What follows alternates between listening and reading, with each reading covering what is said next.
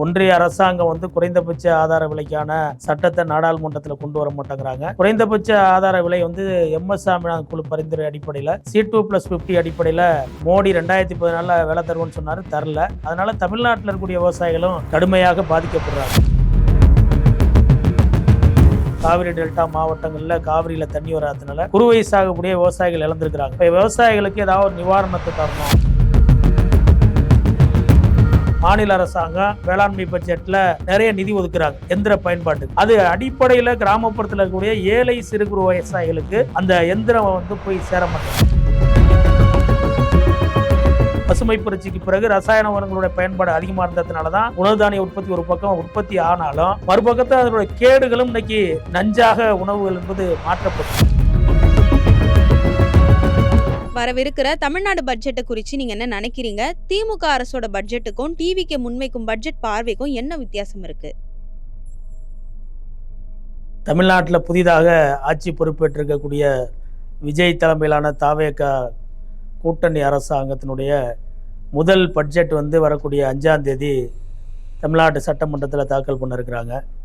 அதுக்கு அடுத்த நாள் 6ஆம் தேதி வேளாண் பட்ஜெட்டு தனியாக தாக்கல் பண்ணுறாங்க.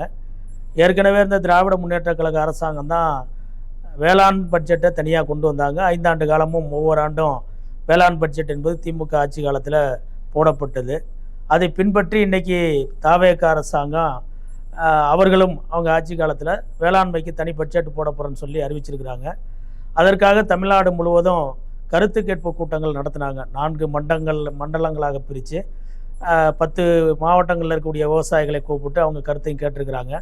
மாநில அளவில் இருக்கக்கூடிய விவசாய சங்க தலைவர்களை விவசாயிகளை கூப்பிட்டு ஒரு கருத்து கேட்பு கூட்டங்களை நடத்தி ஆலோசனை பெற்றிருக்கிறாங்க. அந்த அடிப்படையில் 6ஆம் தேதி வேளாண் பட்ஜெட் என்பதும் தாக்கல் பண்ண போகிறாங்க. குறிப்பாக தமிழ்நாட்டில் இன்றைக்கி முன்னுக்கு வந்திருக்கக்கூடிய விவசாயிகள் பிரச்சனை, ஏராளமான பிரச்சனைகளை தமிழ்நாடு விவசாய சங்கத்தின் சார்பில் அரசாங்கத்தினுடைய கவனத்திற்கு நாங்கள் கருத்து கேட்பு கூட்டத்தில் கொண்டு போயிருக்கிறோம். குறிப்பாக இன்றைக்கி விவசாயிகள் உற்பத்தி பண்ணக்கூடிய விளைபொருள்களுக்கு கட்டுப்படியான விலை கிடைக்க மாட்டேங்குது. ஒன்றிய அரசாங்கம் குறைந்தபட்ச ஆதார விலைக்கான சட்டத்தை நாடாளுமன்றத்தில் கொண்டு வர மாட்டேங்கிறாங்க. குறைந்தபட்ச ஆதார விலை எம்எஸ் சாமிநாதன் குழு பரிந்துரை அடிப்படையில் C2+50 அடிப்படையில் மோடி 2014 வேலை தருவோம்னு சொன்னார், தரல. அதனால் தமிழ்நாட்டில் இருக்கக்கூடிய விவசாயிகளும் கடுமையாக பாதிக்கப்படுறாங்க. அதனால் தமிழ்நாடு அரசாங்கம் இந்த வேளாண் பட்ஜெட்டில் அதுக்கான நிதியை ஒதுக்கி குறிப்பாக இவங்க விவசாயிகள் உற்பத்தி பண்ணக்கூடிய நெல்லோ கரும்போ அல்லது மக்காச்சோளம் பருத்தி போன்றவர்களுக்கு மாநில அரசாங்கம் விலை கொடுக்க முடியாது. மத்திய அரசாங்கம் தான் இதுக்கெல்லாம் விலையை தீர்மானிக்குது. ஆனால் மாநில அரசாங்கம் ஊக்கத்தொகை சப்போர்ட்டிங் ப்ரைஸுங்கிற அடிப்படையில் கொடுக்கலாம். அந்த அடிப்படையில் மாநில அரசாங்கம் நெல்லுக்கு கரும்புக்கு இதெல்லாம் குவிண்டாலுக்கு அவங்க தேர்தல் வாக்குறுதிப்படி நெல்லுக்கு ஒரு குவிண்டாலுக்கு 3000 ரூபாயும் கரும்புக்கு 5000 ரூபாயும் விலை கொடுக்கணும். அதுக்கு தேவையான நிதியை இந்த வேளாண்மை பட்ஜெட்ல ஒதுக்கீடு செய்யணும்ங்கிற கோரிக்கையை வச்சிருக்கிறோம். காவிரி பிரச்சனையை குறித்து இந்த பட்ஜெட்ல பேசுவாங்களா? இதுல விவசாயிகளுக்கு என்ன மாதிரியான தீர்வுகள் கிடைக்கும் என்று நீங்க நினைக்கிறீங்க? காவிரி டெல்டா மாவட்டங்களில் காவிரியில் தண்ணி வராதனால குறுவை சாகுபடியே விவசாயிகள் இழந்திருக்கிறாங்க. இப்போ விவசாயிகளுக்கு ஏதாவது ஒரு நிவாரணத்தை தரணும். சாகுபடி இழந்திருக்கக்கூடிய விவசாயிகளுக்கு கோரிக்கை வச்சிருக்கிறோம். இந்த வேலைவாய்ப்பை இழந்திருக்கக்கூடிய விவசாய தொழிலாளர்கள் அவர்களுக்கு ஆற்றுல தண்ணி வந்தால் தான் சாகுபடி நடக்கும். அதன் மூலமாக விவசாய வேலைகள் நடக்கும். இப்போ அவங்களுக்கு வேலை இல்லாத இருக்கிறதுனால அந்த விவசாய தொழிலாளர் குடும்பத்துக்கு 10,000 ரூபா நிவாரணம் கொடுக்கணுங்கிறத அந்த கருத்து கேட்பு கூட்டத்தில் சொல்லியிருக்கோம். அதை பின்பற்றி மாநில அரசாங்கத்தினுடைய வேளாண்மை பட்ஜெட்டில் அதுக்காக நிதியை ஒதுக்கி விவசாய தொழிலாளர் குடும்பங்களுக்கு 10,000மோ, குறுவை சாகுபடி ஆற்றுப்பாசனத்தை நம்பி இருக்கக்கூடிய விவசாயிகள் குறுவை சாகுபடி இழந்திருக்கவங்களுக்கு ஏக்கருக்கு 15,000 ரூபா நிவாரணம் தரங்கிற அந்த கோரிக்கை வச்சுருக்கோம். அதுக்கான நிதியை ஒதுக்கணும். அதே போல் இன்றைக்கி தமிழ்நாட்டில் பார்த்திங்கன்னா மழை காலத்தில் பெய்யக்கூடிய தண்ணீரை நம்மளால் தேக்க முடியல. குறிப்பிட்ட சில நாட்களில் அல்லது குறிப்பிட்ட சில மாதங்களில் கூடுதலாக மழை பெய்யும் போது அந்த தண்ணீரை தேக்குவதற்கான எந்த ஏற்பாடும் சேமிப்பதற்கான ஏற்பாடு இன்றைக்கி தமிழ்நாட்டில் இல்லாமல் இருக்குது.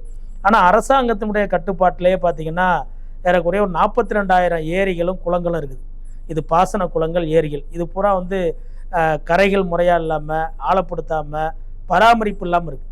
இப்போ இந்த வேளாண் நிதிநிலை அறிக்கையில் நாங்கள் என்ன சொல்கிறோம்னா, இந்த அரசாங்கம் தாவேக அரசாங்கம் இந்த 42,000 நீர்நிலைகளையும் செப்பனிட்டு கரைகளை பலப்படுத்தி ஆழப்படுத்தினா மழை காலத்தில் பெய்யக்கூடிய தண்ணீரை ஆய்வாளர்கள் நீரியல் வல்லுநர்கள்லாம் என்ன சொல்கிறாங்கன்னா, இதெல்லாம் முறையாக இருந்தாலே தமிழ்நாட்டில் கிட்டத்தட்ட 13,920 கோடி கன அடி தண்ணீரை தேக்கலாம். அப்படி தேக்கி வச்சாக்க குடிநீர், சாகுபடிக்கு தண்ணீர், கால்நடைக்கு தண்ணீரை பூரா நம்மளால் செய்ய முடியும்னு நீரியல் ஆய்வாளர்கள் சொல்கிறாங்க.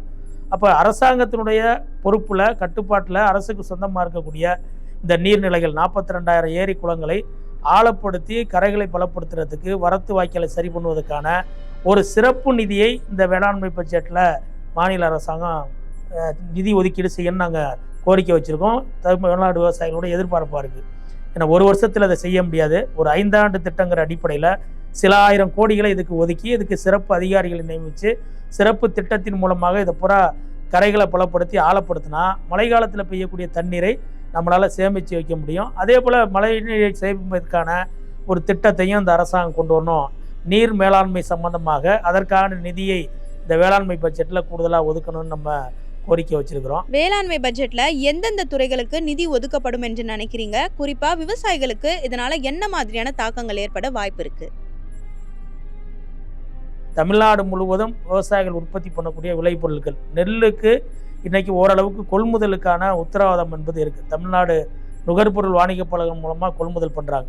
மத்திய அரசுடைய எஃப்சிஐக்கு இவங்க ஏஜெண்டாக இருந்து கொள்முதல் பண்ணனாலும் அதுக்கான ஒரு உத்தரவாதம் இருக்குது. ஆனால் இதர பொருட்கள் உற்பத்தி பண்ணக்கூடிய விவசாயிகளுக்கு அதுக்கான கொள்முதலுக்கான உத்தரவாதம் இல்லை. குறிப்பாக மேற்கு மாவட்டங்களில் குச்சி கிழங்குங்கக்கூடிய மரவள்ளி கிழங்கு 21 மாவட்டங்களில் விளையுது. அதுக்கு ஒரு கட்டுப்படியான விலை கிடைக்க மாட்டேங்குது. இப்போ அதுக்கு விலைன்னு வரும்போது மாநில அரசாங்கம் அது அதிகமாக விளையக்கூடிய மாவட்டங்களில் முத்தரப்பு கூட்டத்தை நடத்தி சேக்கோஸ் நிறுவனம் மூலமாக குறைந்தபட்ச ஆதரவு விலையை அந்த விலையில் கொள்முதல் பண்ணுறதுக்கான ஒரு நடவடிக்கை எடுக்கணும். அதுக்கு தேவையான எல்லா கட்டமைப்பு வசதிகளையும் மாநில அரசாங்கம் உருவாக்கணும்னு சொல்கிறோம். அது மட்டும் இல்லாமல் தமிழ்நாட்டில் ஏராளமான காய்கறிகள், பழங்கள் உற்பத்தி செய்யப்படுது. பல நேரத்தில் பார்த்தீங்கன்னா இப்போ தக்காளி கூவி விற்கிறாங்க. ஒரு 5 கிலோ 100 ரூபாய்க்கு, 6 கிலோ 100 ரூபாய்க்கு விற்க வேண்டிய நிலைமை இருக்குது. உற்பத்தி அதிகமாக நடக்கும்போது அதுக்கான கொள்முதலுக்கான விலை என்பது விவசாயிகள் கிடைக்க முடியாது. ஏன்னா அந்த தக்காளியை பறித்து குறிப்பிட்ட சில நாட்களில் விற்றாதான், இல்லைன்னா அது அழுகி போயிடும். இப்போ நாங்கள் என்ன சொல்கிறோம்னா, விவசாய சங்கத்தின் சார்பில் மாநில அரசுக்கு கோரிக்கை வச்சுருக்கோம். இது அதிகமாக விளையக்கூடிய இடங்களில் இதை பதப்படுத்தி வைக்கக்கூடிய குளிர் பதன கிடங்குகளை அதிகமாக அமைச்சிங்கன்னா இந்த கெட்டு போகாமல் இந்த காய்கறிகள், பழங்களை சில நாட்கள் அதை சேமித்து வச்சு அதுக்கப்புறம் மார்க்கெட்டுக்கு, சந்தைக்கு கொண்டு வந்தோம்னா அது விற்பனை செய்யப்படும். அதே மாதிரி ஏற்கனவே இருந்த அரசாங்கங்கள் அந்தந்த வட்டாரத்தில் உழவர் சந்தைகளை அமைச்சு வச்சுருக்காங்க. அந்த வட்டாரத்தில் இருக்கக்கூடிய காய்கறிகள், பழங்களை விற்பனை செய்யுது. அது பூரா இன்னைக்கு பெரிய பராமரிப்பு இல்லாமல் இருக்குது. அதனுடைய உள்கட்டமைப்பு வசதி மேம்படுத்துவதற்கு நீங்கள் நிதி ஒதுக்கணும். அது மட்டும் இல்லாமல் அன்றாடம் விளையக்கூடிய, உதாரணத்துக்கு அன்றாடம் சந்தைக்கு வர கீரை வகைகள் இருக்குது, பழங்கள் இருக்குது, வெண்டைக்காய், சுண்டைக்காய் மாதிரி காய்கறிகள் அன்றாடம் வரக்கூடிய இருக்குது. இதை விற்பனை செய்வதற்கான உள்ளூர் மட்ட சந்தைகளை, உள்ளூர் அளவில் சந்தைகளை அரசாங்கமே உருவாக்குனதுன்னா அன்றாடைக்கும் அந்தந்த பகுதியில் இருக்கக்கூடிய 2 கிராமம் 3 கிராமத்தில் உற்பத்தி பண்ணக்கூடிய கீரைகளை அல்லது பழங்களை, காய்கறிகளை அங்கேயே உள்ளூர் சந்தைகளை விற்கலாம். அதற்கான ஒரு மார்க்கெட்டிங் சந்தை வசதியை மாநில அரசாங்கம் உருவாக்கணுங்கிற அந்த கோரிக்கையை வச்சுருக்கிறோம். அதே போல் தமிழ்நாட்டில் கரும்பு உற்பத்தியினுடைய சாகுபடி என்பது கொஞ்சம் கொஞ்சமாக குறைஞ்சிக்கிட்டு இருக்குது. ஏற்கனவே தமிழ்நாட்டில் 40க்கும் மேற்பட்ட சர்க்கரை ஆலைகள் இருந்தது. கூட்டுறவு ஆலைகள் 22 ஆலைகள் இருந்தது. பொதுத்துறை ஆலை 2 இருந்தது. அது இல்லாமல் தனியார் சர்க்கரை ஆலைகள் ஒரு 44 ஆலைகள் இருந்தது. இப்போ பல ஆலைகள் பூரா அது கூட்டுறவு ஆலைகள் பூரா இன்னைக்கு மூடி கிடக்குது. கரும்பு உற்பத்தி என்பது கொஞ்சம் கொஞ்சமாக தமிழ்நாட்டில் குறைஞ்சிக்கிட்டு இருக்குது. தமிழ்நாட்டில் கரும்பு உற்பத்தியை பெருக்குவதற்கு இந்த வேளாண்மை நிதிநிலை அறிக்கையில் அதுக்கான நிதியை ஒதுக்கணும். கரும்பு விவசாயிகளுக்கு கட்டுப்படியான விலைன்னு வரும்போது மாநில அரசாங்கம் ஒரு குறைந்தபட்சம் ஒரு டன்னுக்கு 750 ரூபா ஊக்கத்தொகை கொடுத்து மத்திய அரசு விலையோடு சேர்த்து ஒரு டன்னுக்கு 5000 ரூபா விலை வரக்கூடிய வகையில் மாநில அரசாங்கம் அந்த வேளாண்மை பட்ஜெட்டில் அதுக்கான நிதிகளை ஒதுக்கணுங்கிற அந்த கோரிக்கையை வச்சுருக்கிறோம். அதே போல் இன்னைக்கு இந்த ஆண்டு பார்த்திங்கன்னா தமிழ்நாட்டில் விளையக்கூடிய மாங்காய்க்கு விலை கிடைக்கல. குறிப்பாக சேலம், தருமபுரி, சென்னைக்கு பக்கத்தில் இருக்கக்கூடிய வேலூர், திருவள்ளூர் போன்ற மாவட்டங்களில் மாங்காய் உற்பத்தி அதிகமாக வருது. இப்போ இன்றைக்கி கிலோ ஒரு டன்னே 4000 ரூபாய்க்கு மேலே இப்போ விலை போக மாட்டேங்குது. 3000 ரூபா போகுது. சில நேரத்தில் அதுக்கு சுத்தமாக விலை இல்லாமல் போகுதுனால மாநில அரசாங்கம் இங்கே மாங்கூழ் தயாரிக்கக்கூடிய தொழிற்சாலைகள் நிறையா இருக்குது. அந்த தொழிற்சாலை முதலாளிகள், மாநில அரசு உற்பத்தி பண்ணக்கூடிய விவசாயிகளை கொண்ட முத்தரப்பு கூட்டத்தை நடத்தி அதற்கு ஒரு கட்டுப்படியான விலையை தீர்மானிக்கணும். பக்கத்தில் இருக்கக்கூடிய ஆந்திர மாநில அரசாங்கம் ஒரு கிலோவுக்கு 4 ரூபா விவசாயிகளுக்கு மானியம் தர்றாங்க. அதுபோல் மாநில அரசாங்கம், தமிழ்நாடு அரசாங்கமும் மா உற்பத்தி பண்ணக்கூடிய விவசாயிகளுக்கு அந்த உற்பத்தி மானியத்தை கொடுக்கணுங்கிற அதுக்கான நிதியை கூடுதலாக ஒதுக்கணும்னு நம்ம கோரிக்கை மனு கொடுத்துருக்கோம். இந்த வேளாண்மை பட்ஜெட்டில் எதிர்பார்க்குறோம். இன்றைய காலத்துல விவசாயத்துல இயந்திரங்கள் பயன்பாடு அதிகரித்துள்ள நிலையில இந்த இயந்திரங்கள் அனைத்தும் விவசாயிகளிடமும் சென்று சேரல அப்படின்ற குற்றச்சாட்டுகளுமே தொடர்ந்து எழுந்துட்டு இருக்கு. இந்த பட்ஜெட்ல அதற்கான நிதி ஒதுக்கப்படும் என்று நீங்க நினைக்கிறீங்களா? இன்னைக்கு விவசாயம் நடைமுறையில் எல்லாமே இயந்திரமயமாக்கப்பட்டாச்சு. இன்னைக்கு ஒரே நேரத்தில் ஒரு காவிரியில் தண்ணீர் வரல, குறுவை சாகுபடி இழந்திருக்கிறோம். இப்படிப்பட்ட சூழல்கள் கடந்த பல ஆண்டுகளில் இருந்தாலும் தமிழ்நாட்டில் ஓரளவுக்கு உணவு தானிய உற்பத்தி என்பது தன்னிறைவை பெறக்கூடிய அளவுக்கு உற்பத்தி பண்ணுறோம். அது நெல்லோ மற்ற விளைபொருளை பண்ணக்கூடிய அளவுக்கு இன்னைக்கு நவீன தொழில்நுட்பங்களை விவசாயத்தில் அதிகமாக பயன்படுத்துறதுனால சாகுபடியினுடைய பரப்பளவு ஏக்கர் குறைஞ்சாலும் உற்பத்தி அதிகரிச்சிருக்கு. இந்த உற்பத்தி அதிகரிக்கக்கூடிய சூழலில் முழுக்க எல்லாமே எந்திரமயமாக்கப்பட்டிருக்கு. இந்த எந்திரமயமாக்கப்பட்டதில் மாநில அரசாங்கம் வேளாண்மை பட்ஜெட்டில் நிறைய நிதி ஒதுக்குறாங்க எந்திர பயன்பாட்டுக்கு. அது அடிப்படையில் கிராமப்புறத்தில் இருக்கக்கூடிய ஏழை சிறு குறு விவசாயிகளுக்கு அந்த எந்திரம் போய் சேர மாட்டேங்குது. குறிப்பிட்ட சில பகுதி விவசாயிகள் அதை பயன்படுத்தக்கூடிய நிலைமை இருக்குது. அதனால் நாங்கள் என்ன ஆலோசனை சொல்கிறோம்னா, மாநில அரசாங்கத்தினுடைய வேளாண்மை துறை கீழே இருக்கக்கூடிய வேளாண்மை பொறியியல் துறைன்னு இருக்குது. அந்த பொறியியல் துறை மூலமாக ஏராளமான உழவு எந்திரங்களை, டிராக்டர்கள், அறுவடை எந்திரம், நிலத்தை சமன்படுத்தக்கூடிய எந்திரங்கள், இதை பூரா வேளாண்மை பொறியியல் துறை மூலமாகவே நிறையா வாங்கி வச்சு அதை விவசாயிகளுக்கு வாடகைக்கு கொடுக்கணும். இப்போ கொடுத்துக்கிட்டு இருக்காங்க, ரொம்ப குறைந்த அளவில் இருக்குது, அதிகமாக கொடுக்கணும். அதே போல் இன்னைக்கு பூச்சிக்கொல்லி மருந்து தெளிக்கிறதுக்கு, அதை அடிக்கிறதுக்கு கூட ஆள் கிடைக்கல. இப்போ மேலை நாடுகளில், இந்தியாவில் பல மாநிலங்களில் பூரா ட்ரோன் மூலமாகவே உரம் பயிர்களுக்கு தெளிப்பது, பூச்சிக்கொல்லி மருந்து தெளிப்பதெல்லாம் வந்துச்சு. தமிழ்நாட்டிலையும் சோதனை அடிப்படையில் பல இடங்களில் செய்கிறாங்க. இப்போ அதையும் வேளாண்மை பொறியியல் மூலமாக அனைத்து விவசாயிகளும் பயன்படக்கூடிய வகையில் பூச்சிக்கொல்லி மருந்து அல்லது உரம் பயிர்களுக்கு போடுறது உட்பட ட்ரோன் மூலமாக செய்வதற்கான அந்த தொழில்நுட்பத்தை விவசாயிகளுக்கு பயிற்சி கொடுக்கணும். அதற்கான கருவிகளையும் வேளாண்மை துறை மூலமாகவே வாங்கி விநியோகிக்கணும் அல்லது வாடகைக்கு விடணுங்கிற அந்த கோரிக்கையை வச்சுருக்கிறோம். ஏன்னா இந்த எந்திரமயமாக்கப்பட்டது விவசாயத்தில் நீக்கமுறை நிறைந்திருக்கக்கூடிய சூழலில் நடவு மிஷின் வந்தாச்சு, அறுவடைக்கு மிஷின் வந்தாச்சு, களை எடுப்புறதுக்கு மிஷின் வந்தாச்சு. இன்னும் சொல்லப்போனால் கிராமத்தில் அண்டை வெட்டுறதுன்னு சொல்லுவாங்க, வரப்பு வெட்டுறது, அதுக்கு உட்பட மிஷின்கள் வந்திருக்கக்கூடிய சூழலில் இதை முழுவதும் சாதாரண ஏழை எளிய நடுத்தர விவசாயிகளும் பயன்படுத்தக்கூடிய வகையில் வேளாண்மை பொறியியல் துறை மூலமாக அதை பண்ணணுங்கிறத நாங்கள் சொல்லியிருக்கிறோம். இயற்கை விவசாயத்தை ஊக்குவிக்கும் வகையில் இந்த பட்ஜெட்ல புதிய அறிவிப்புகள் அப்படி இல்லைன்னா திட்டங்கள் இடம்பெற வாய்ப்பு இருக்கா? இயற்கை விவசாயம் இன்னைக்கு ஒரு பக்கம் ரசாயன உரங்களுடைய பயன்பாடு அதிகரிச்சிருக்கக்கூடிய சூழலில் பசுமை புரட்சிக்கு பிறகு ரசாயன உரங்களுடைய பயன்பாடு அதிகமாக இருந்ததுனால தான் உணவு தானிய உற்பத்தி ஒரு பக்கம் உற்பத்தி ஆனாலும் மறுபக்கத்தில் அதனுடைய கேடுகளும் இன்னைக்கு நஞ்சாக உணவுகள் என்பது மாற்றப்பட்டிருக்கு. நாம் பயன்படுத்தக்கூடிய ரசாயன உரங்கள், பூச்சிக்கொல்லி மருந்துகள்னால இன்னைக்கு எல்லாமே உற்பத்தி செய்யக்கூடிய நெல்லுலேருந்து எல்லாமே பல வகைகள், காய்கறிகள் பூரா அது ஒரு இயற்கை தன்மை குறைந்ததாக இருக்கிறதுனால அதனால பல்வேறு நோய்கள் வருது. இந்த சூழலில் தமிழ்நாட்டில் ஒரு பகுதியில் அங்கக வேளாண்மை, அதாவது இயற்கை வேளாண்மை என்பது நிறையா அதற்கான விழிப்புணர்வு வந்திருக்கு. குறிப்பாக அதை ஈடுபடக்கூடிய அந்த விவசாயிகளை ஊக்கப்படுத்தக்கூடிய வகையில் மாநில அரசாங்கம் தொடர்ந்து 3 ஆண்டுகளுக்கு இயற்கை விவசாயத்தை நேரடியாக செய்யக்கூடிய விவசாயிகளுக்கு ஊக்கத்தொகை வழங்குவது, அவர்களுக்கான மானியத்தை கொடுப்பது, அதற்கு சிறப்பு நிதியை நீங்கள் உருவாக்கணும். அதற்கான ஒரு சிறப்பு திட்டத்தை தமிழ்நாட்டில் இயற்கை விவசாயத்தை மேம்படுத்துவதற்கு அல்லது விரிவுபடுத்துவதற்கு, அதில் ஈடுபட்டிருக்கக்கூடிய விவசாயிகளை ஊக்கப்படுத்தக்கூடிய வகையில் அதற்கான திட்டங்களை கொண்டு வரணும் அப்படின்னு நாங்கள் கோரிக்கை வச்சுருக்கோம். அதே போல் இன்றைக்கி நகரப்புறங்களில் வேகமாக போயிட்டு இருக்கக்கூடிய சூழலில் பக்கத்தில் இருக்கக்கூடிய பெங்களூர் போன்ற நகரங்களில் மாடி தோட்டங்களில் காய்கறிகள் உற்பத்தி என்பது ஒரு புதிய முறையில் நடந்துகிட்டு இருக்கு. தமிழ்நாட்டில் தோட்டக்கலைத்துறை மூலமாக மாடி தோட்டங்களில், மாடிகளில் தோட்டங்களை அமைத்து அதில் காய்கறிகள், பூக்களை உற்பத்தி செய்வதற்கான ஒரு சிறப்பு திட்டத்தை அரசாங்கம் கொண்டு வரணும். அதுக்கான நிதியை ஒதுக்கணும். அதற்கு தேவையான விதைகளை பூரா வேளாண்மை துறை, தோட்டக்கலைத்துறை மூலமாகவே இந்த மாடி தோட்டங்களில் காய்கறிகள், பூக்களை உற்பத்தி செய்யக்கூடியவர்களுக்கு மானிய விலையில் கொடுக்கணுங்கிறத நம்ம வலியுறுத்தி இருக்கிறோம். இந்த காலநிலை மாற்றம் விவசாயிகளுக்கு என்ன மாதிரியான விளைவுகளை ஏற்படுத்தி இருக்கு? இந்த பிரச்சனையை குறித்து இந்த பட்ஜெட்ல பேசுவாங்கன்னு நீங்க நினைக்கிறீங்களா? இந்திய நாடு முழுவதும், உலகம் முழுவதும் காலநிலை மாற்றங்கள் மூலமாக இன்னைக்கு விவசாயம் மிகப்பெரிய பாதிப்பு ஏற்படுத்துது. உதாரணம், தமிழ்நாட்டில் ஒரு ஆண்டுக்கு 950 மில்லிமீட்டர் மழை பெய்யணுங்கிறது ஒரு அளவு இருந்தாலும் அந்த அளவிற்கு ஒவ்வொரு ஆண்டும் மழை பெய்யுது.